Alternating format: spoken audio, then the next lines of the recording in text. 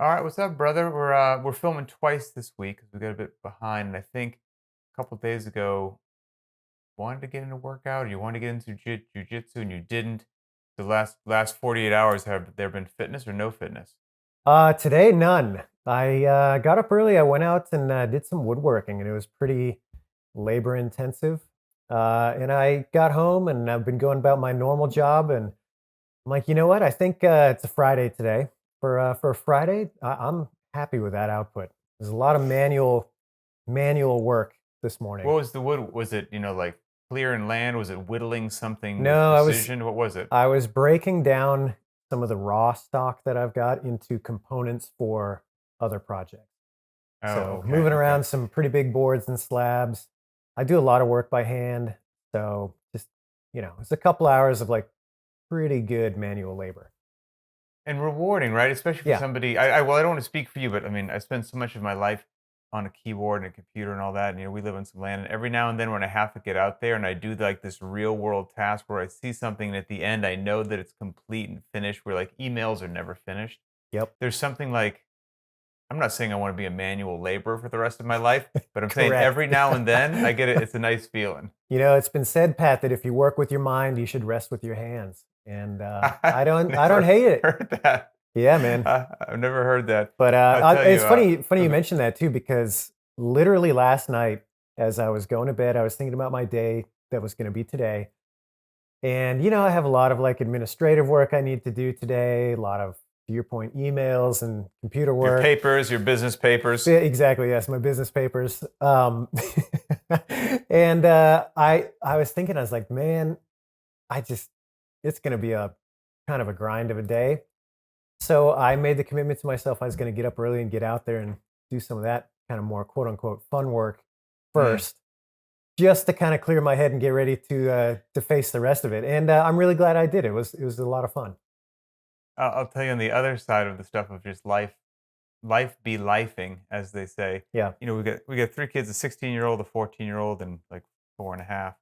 And so our 16-year-old, he's had his license for about maybe 2 months or Oh so. man, New early driver, early which is days with it. great because there's just so many places now that we don't have to run him around. He can Yeah, start taking some of that load, so that's great. sure. However, as we used to say, beginners look like beginners in all things which require speed and technique. You can tell he's been And driving for 2 months. So, oh man, in the last week, you know, he backed out of a driveway into an inanimate object. Like people have those, like almost like a small concrete pillar that might have mm, their numbers on the front with a little light. Went ahead, hit that, put that on its side, broke the light. It was the mm, neighbors. So had to deal with that. There's cosmetic damage to the car that I would prefer wasn't there or whatnot, but it still runs and it is what it is. So been dealing with that and that kind of stuff. And then like 2 or 3 days ago, he's heading out the door in the morning to get off to school and comes running back in. He's like, the mirror broke off the front windshield, like the rearview mirror. I'm like, it broke off the front windshield. Like, what do you got a poltergeist? Like, what happened in there? What do you mean it broke off And as with any teenager who did something and then has to tell the authorities, their parents, it took a while for the truth to come out. And as it turns out, he plopped down in the driver's seat, haphazardly swung a backpack over into the passenger seat, just smashed the thing right off the nice. windshield. Initially it was like, I don't know how it happened. And I was like, I something's not adding up here. And so we figured that out.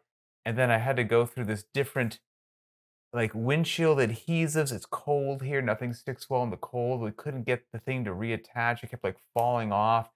Finally like found an adhesive that worked, and it's been great. That was like it's been up there for a day. So I'm like, okay, I can kind of put that in my rear view.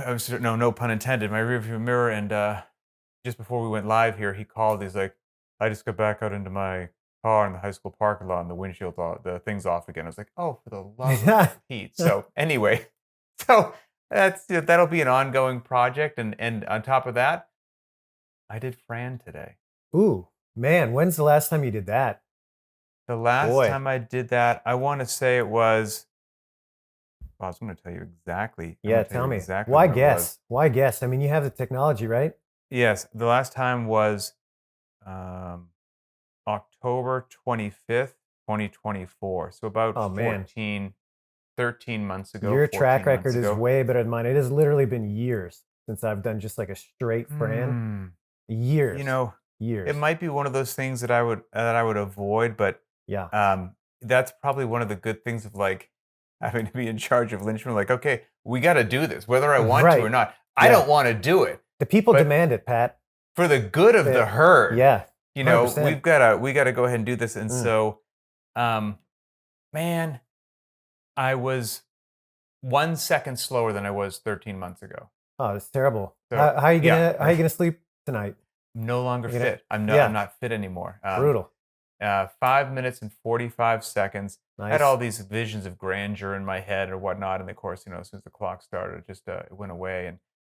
And I did it totally different than I did last time. Last time I did it classic Fran way, which is send it on the 21.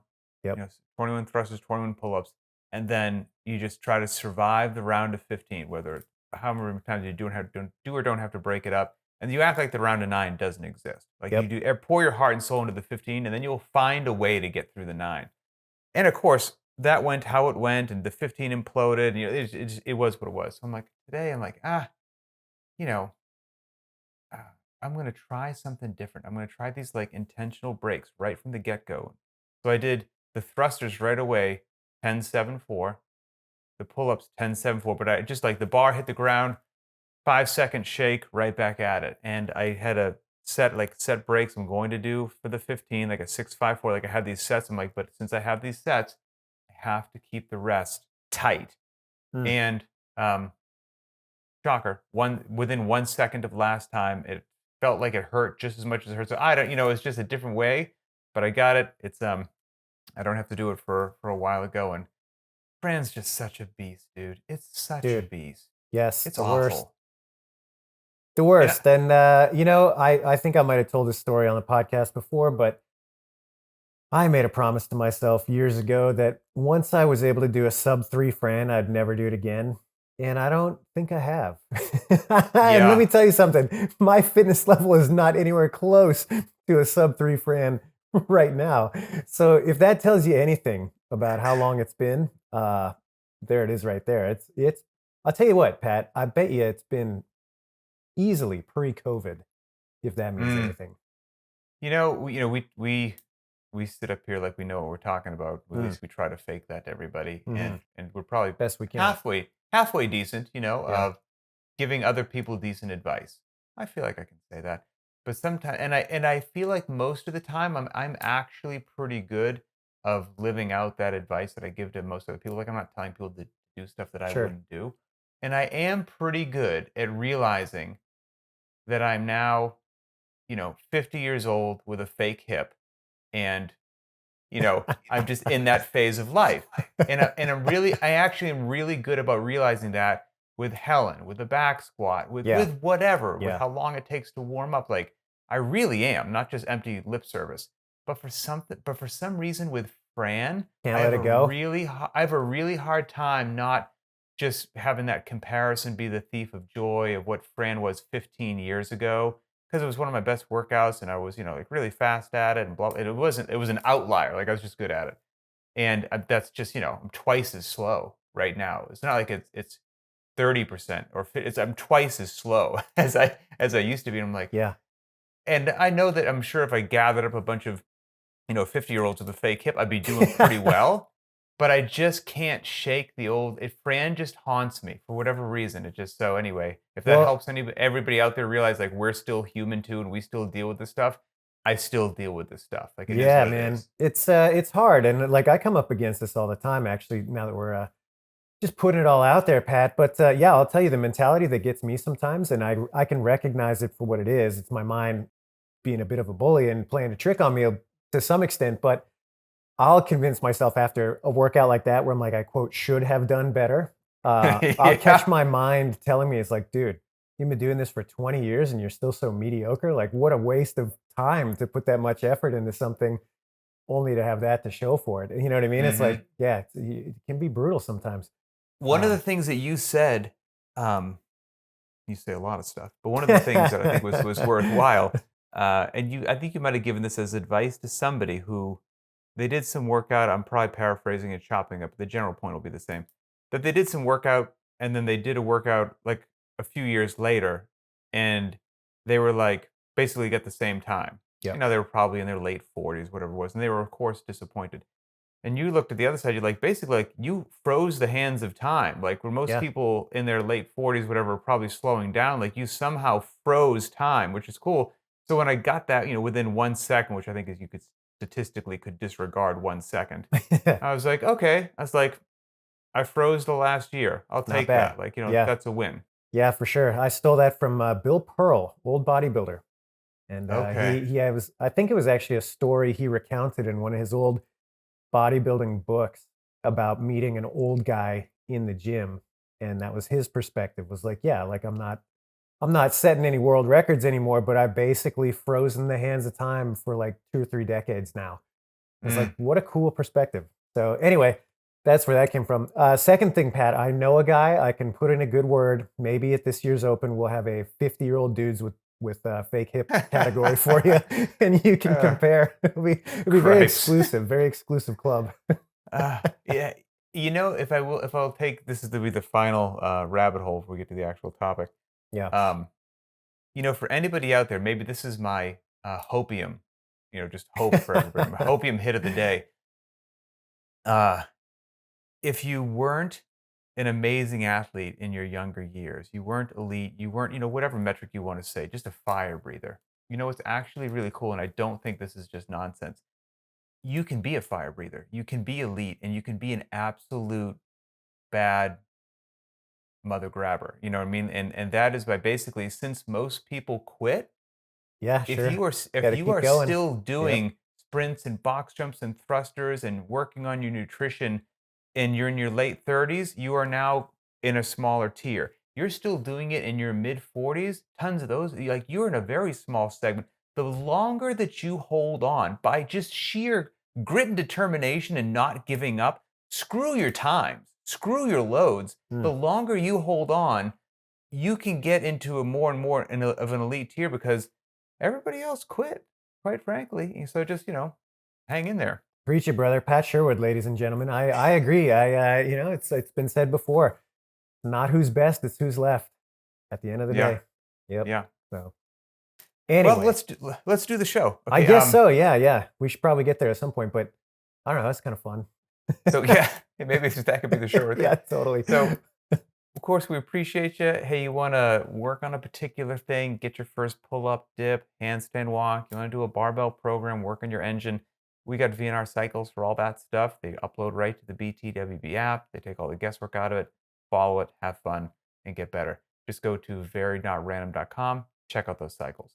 Then if you're a gym owner, you got to do all the things as the gym owner. Got to keep people happy. Good luck with that. But then all the backside stuff of workout tracking, gym management, and billing. If you're using separate software or systems for that, you don't have to do that anymore. BTWB has an all in one solution for gym owners. Simplify your life. So if you are a gym owner, go to btwb.com and check that out. Okay, so here is the topic that we have today. It looks like it was probably posted on a previous show on YouTube, and the handle of the individual is Sebastian. It's like Sebastian Anna 4381. Hope that I said that right. And this is the question. Because we did a show previously on HYROX. I think we did one like, would CrossFit get you ready for HYROX? And like, Yep. if you haven't seen that, spoiler alert, the answer was yes. And so he basically says, I would have loved to have you talk about the reverse of whether CrossFit training equips you with enough GPP to handle a HYROX event. That is, does HYROX training provide you with GPP to handle life challenges similar to CrossFit? And if not, where do you see the deficiency? So, Boom. yep, kind of the reverse of what we did a bit ago. I've got some thoughts. I don't know if you want to just Same. kick it off. Sure, man. I mean, I think the obvious one here is that I think to be charitable to somebody who wants to participate in High Rocks and train exclusively for that, yeah, you're going to turn out to be pretty fit and capable. much more so than the average bear who's just doing a bodybuilding split.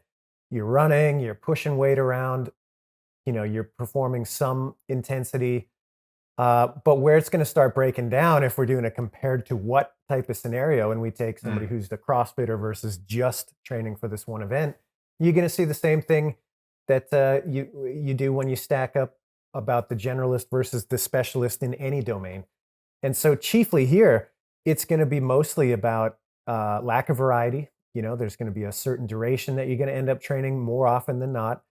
And the big one that jumps out to me is just the neurological capacities of having to learn new skills, having to develop some of these more higher technique skills, etc. They're just not going to be nearly as sharp when you get to compare to somebody like a CrossFitter who's having to contend with all of the time.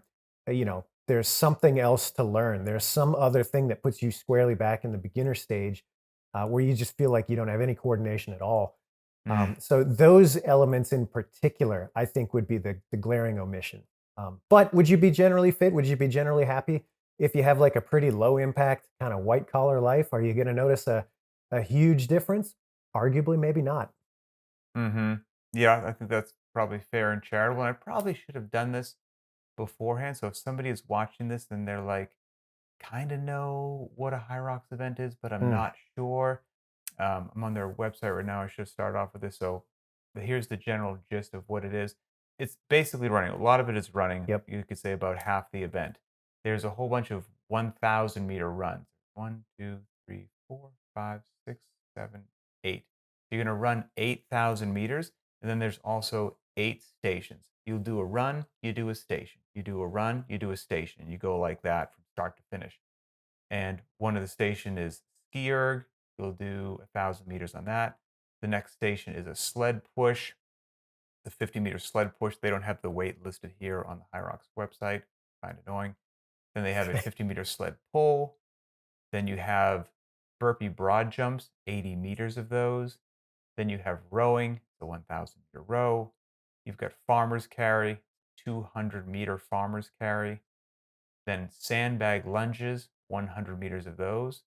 And not on that one, they say 10, 20, or 30 kilos. So there's got to be some different, options of divisions there. And finally, the last thing is 100 wall balls. So those are the stations. You run 1,000 meters before each one of those.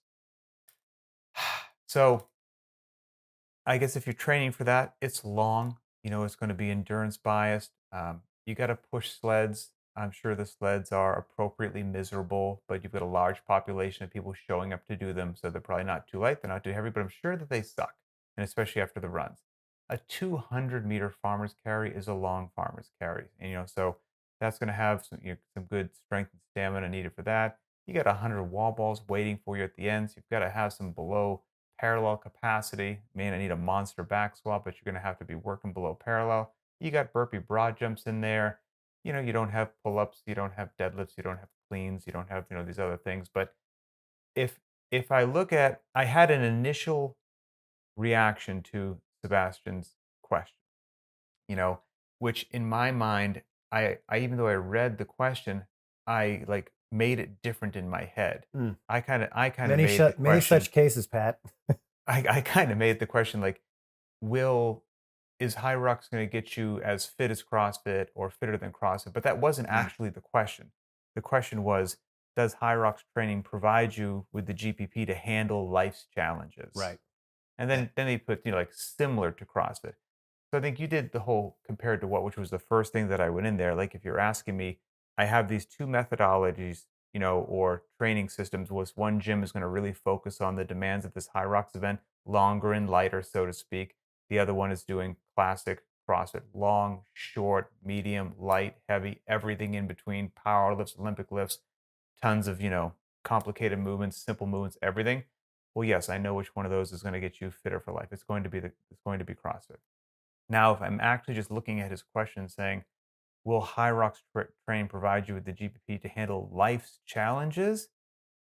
I think that has to be just an easy, simple, resounding yes. Because, truth be told, most people aren't doing CrossFit. Like CrossFit CrossFit is a niche within a niche within a niche because we're a unique group of just beautiful lunatics, but actual lunatics, no, willingly doing Fran, like nobody want that's like a slice of hell. You're not going to get a huge segment of the population that, like you say, they do their first 500-meter row, their soul leaves their body. They contemplate calling, they're like, this is great. I want to do this for the rest of my life. The people who stay are a special breed. They Sure. really are, and that's why they reap the rewards of incredible fitness, because they are actually the sort of people that will expose themselves to this style of training on a regular basis and exert themselves to get that out. Most people aren't doing that, Yeah. okay? And Yep. most people are walking around planet Earth handling life's challenges. Most of us aren't fighting a grizzly bear, pulling a Buick off a child, or rescuing people out of a burning building. Most of life's challenges are relatively mundane, and people are doing it being kind of out of shape. And so now, if you're doing HYROX training, will you be ready for life's challenges? Yeah, I think that you will. Will you be as fit and well rounded and literally ready for anything as a CrossFitter? No, sir. I don't believe that is the case. So in my mind, I kind of separated those two. Yeah, no, I 100% agree, and like I said, I think if you're just like the average person who's not, engaged in like a really crazy, physically demanding life generally, like you're just the average person, yeah, you're gonna be A-okay just doing the, high rocks thing. Now, on top of that, I will say what's interesting about this kind of question is the longevity of it. And so you pointed to this idea of you have a CrossFitter who's in it for the long haul. They've been doing it for a decade or 15 years or 20 years, or maybe they're just starting out, but they can see themselves on that trajectory. I immediately go to like, well, why? Why would you stick with something long term, given that, like, man, you see it all the time where people wash out of a program or burn out or whatever. They do one Hmm. thing and they flip to another. What is it about CrossFit that once you get grabbed, people tend to stick around for a long time, or at least many do. Yeah. Um, and in my mind, it boils down to two things. Number one, variety is huge. I think the knowledge that, like, hey, my training always has something that's a little bit unpredictable or like a little bit novel. Doesn't matter how many workouts I do, there's going to be 10 behind them that are just slightly different takes on what I've already done. That's pretty compelling, and that's easier to keep you in the long game, in my opinion, than like, well, it's Monday, I guess I'm bench pressing again forever. Some Hmm. people thrive on a program like that, but many of us don't. So that's number one. And then number two, I just think about the mentality that it takes. I touched on this a little bit earlier, but the mentality around, hey, I actively want to learn new things along the way. And that doesn't go away just because now I'm 30 or 40 or 50. It's like, no, there's still challenge Hmm. expected of you in ways that are not just like, we'll go harder. There's challenge that, like, well, there's a new way to approach the skill or a new movement or a new piece of equipment that I've never even experienced before. And the expectation is that you're going to be physically curious about it, and you're going to take what you've applied previously and see if you can figure it out and expand your skill set. And I think that that's pretty fun to do, especially as you get older. You have less and less opportunity for that sort of thing. And so it's cool that that's kind of a baked in expectation of a program like CrossFit. So variety, and this expectation of skill, I think, are really big deals. And so, yeah, I would flip the question a little bit and say, okay, is it realistic? I know cross or high rocks rather is like really hot right now. There's a lot of people doing it. There's it's cool. It's cool that people have that outlet and that they're fired up to do it. Great. I think that's really, really healthy that people have outlets like that. However, I think you might be hard pressed to find somebody who you go and poll them. And you're like, hey, you're really into this high rocks thing. Can you see yourself training exclusively for this thing for 20 years? Mm. I don't know what the answer is going to be. I Be mean, an I it'd be interesting survey. I would speculate that, you know, probably not. I mean, I don't know. I guess some people get into marathon running and that's what they want to do for the rest of their Yeah. life, or whatever their sport happens to be. People do that. But with something like High Rocks, that would be my question is, I don't know what kind of long-term buy-in you can expect out of somebody knowing that it's going to be the same thing in perpetuity. And the only real achievement is like, well, did I do it faster? In order to now, in full disclosure, um, I haven't trained for a high rocks, et cetera, et cetera. I know it just enough to be dangerous from my own knowledge of how to train somebody for an event, speaking to individuals who have been CrossFitters and now they're training for HYROX and what that looks like. And then I use your friends and mine, the interwebs, and I search for HYROX gyms today Mm, to take a look on like what programming looked like. sure. And it was quite an interesting little rabbit hole. Well, first of all, here's a couple of just random observations. Take it for what it's worth. Um, Most of the gyms that when I do a Google search for them, and I searched for 'em in a major city that will still remain nameless, most of the gyms that pop up are CrossFit gyms. Yeah, I mean, that's just sure. right off the bat. I literally couldn't find one that was just, and maybe they don't name them that way, like High Rocks Toledo or Right, whatever it right. is. I haven't seen that yet. It's another gym that under listing what they do at that particular facility, one of the things that they'll say is High Rocks. So most of it was CrossFit gyms. And then what I was shocked about, and maybe it's just this city that I was in, how many gyms don't list their programming on the website? Mm. Like, it was, like, really hard actually to find a gym that would list out and I could scroll through what's been You going mean on last month. inside the ones that are CrossFit gyms as well, or just the? Yes, Oh, okay, yes. interesting. Yeah. I Huh. thought it was really strange. Yeah.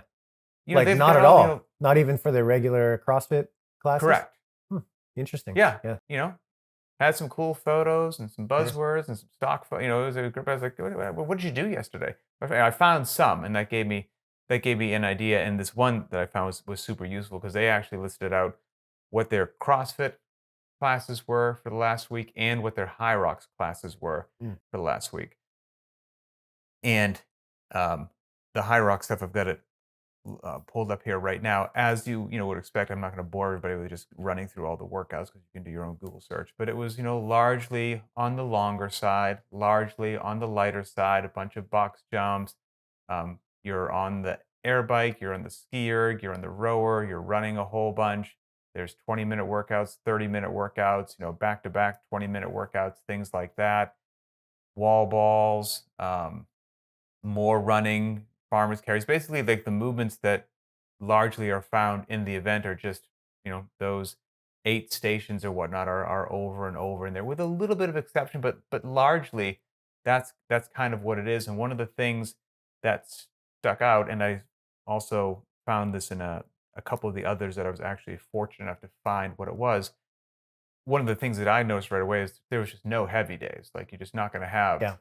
Sure. and Yeah. maybe somebody's like, "Well, that's ridiculous. I know it." I'm sure there's one out there that does it. I'm just reporting, my initial findings or whatnot. It seemed to be largely on the lighter, longer side, and yeah, kind of repetitive with the movements or whatnot, and not, I didn't see a 5x5, a 7x1 or whatnot. I've got one other called up here. Let me pull up as well. Um, this one has the week of their High Rocks training here. They had so this one was a little bit different. They had some deadlifts in this particular workout that had running and burpees and thrusters in it, but the deadlifts you use the same barbell as the thrusters, so the deads are with 95 pounds, you know, Yeah. for higher reps. Again, you're not doing something um, heavy or whatnot. This one had barbell squats in it, but the load on the bar for the barbell squats did not go heavier than 135 for a man and 95 pounds for a woman. So you kind of get the gist, and that's what I was seeing over and over again. And so Mm. um, I might be I might be speaking outside of my um, scope, but I don't think that I am. If I was to come up with my high rocks training plan, you would be lifting heavy in there too. Sure. Like it, Yeah. it may not be this overwhelming focus of the program, but I can't see how touching that at an intelligent interval wouldn't be beneficial to even somebody looking to go out and do a longer race. I'm not looking to have them win a powerlifting meet, but um, so anyway, it was an interesting observation. That's what I saw there. Yep. Yeah, for sure. Yeah, it'll be I'm always curious with things like that. Like I always I think there is like some sort of distinction, and you have to forgive me, I'm thinking out loud here, so it's not like a really well-crafted thought, but there is some distinction between like, well, what's a program or a methodology that you can fall back on, and what's an expression or a thing to do that I can pursue and have as like an external outlet of that. And to me, it's like, every couple of years you see something come down the pike that is an attempt to what starts out as that thing to do, that expression, and then it tries to reinvent itself as, well, there's actually a methodology here. And it's like, well, is there? I'm not quite sure that I'm convinced when push comes to shove on things like that. You know what I mean? You can see all sorts of examples of that. Um, you know, if you roll back the clock a little bit and go through the years, obstacle course races were a big deal for a long time. Mm. Even things that are tried and true, like powerlifting meets and things like that. I think they blend that line a lot more. But at the end of the day, you know, a GPP program, they ain't, and that's just the long and short of it. Did you ever do any of those obstacle course races? I never got the opportunity. They look like so much fun though, and like right up my alley. I love that kind of stuff. I think it's really Yeah. cool. I never did one Yeah. either, and all I can think of is, now to be that just annoying old guy that, like, really reminisces a long time ago, but, couple centuries ago, like, when I was in the military, we'd run, we'd swim, we'd do grinder PTs, and all that stuff was fine, but we'd regularly hit the obstacle course. Every military base and unit has a good Sure. obstacle course, and while so many PTs were, like, boring and sucked, man, the obstacle course was It's a always good just time. so much fun, Yeah, man. It right? was just like Yeah. a big kid's playground, Yep. swinging from ropes, scaling walls, crawling under something, man. Cargo nets, like, it was like this the most I even back then, like, this is before I was doing CrossFit, there was, like, an understanding too of, like, you get some guys who are good at running, at least, like, back in my old unit. Some guys are good at swimming, some guys are good at everything, some guys are good at, calisthenics. But, like, if you had to pick something to be good at, like, being good at the obstacle course was cool because it just seemed to be, like, the expression of Yeah. everything, and it was just darn fun. So, I'm with you, man. I love that sort of thing. It's always a good time. Every so often there'd be an obstacle course at the games, and we'd always make a point of trying to take a couple laps through it and things like that. And yeah, I've had the opportunity to play around with a couple of different different obstacle courses in my day on the seminar team. Traveling around and seeing some things like that. But I never got a chance to get out and do one of those like official ones. So maybe one day, maybe I'll still I put that on it's the not list. Not too it's late. not it's not too late. We know Yeah, people, it's not too late. So, true. well, hopefully, we answered Sebastian's question, you know? I feel like I tried to give a direct answer to it, and then I went down a couple, rabbit holes, so hopefully that was enjoyable. This is a hot topic, right? CrossFit, you got HYROX. Are they friends? Are they enemies? Are they the same? Are they different? Are they whatever? Whatever your thoughts are, you're free to think your thoughts. Post them in the comments. Let us know what you think. Because again, this is a topic that's very in vogue at the moment. So, would the original question, would training for High Rocks prepare you for just real life? And maybe in your mind, how you compare and contrast that to CrossFit. And, interesting point that Adrian had there about longevity. Would you see somebody doing this for the next 5, 10, 15, 20 years and whatever that happens to be? If you have an idea for a future show, post that on go to the btwb YouTube channel, find this show, post thoughts on this topic, thoughts for a future topic. We read all those. Go to the Very Not Random Instagram account. You can post a public comment there. We see those, or you can send a direct message. They all make their way back to us and they help drive the program forward. So, for Adrian Bosman, I'm Pat Sherwood, and we will see you next time.